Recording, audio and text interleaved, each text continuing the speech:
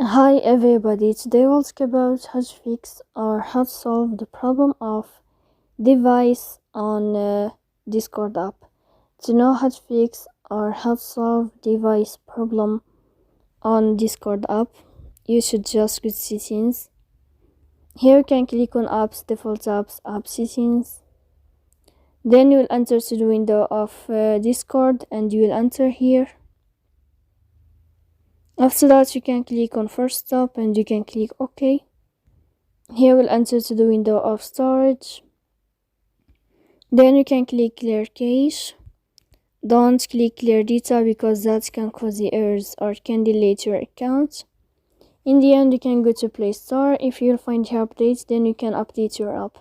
So please don't forget to support us by like and subscribe. See you next time in another video. And thank you for your attention.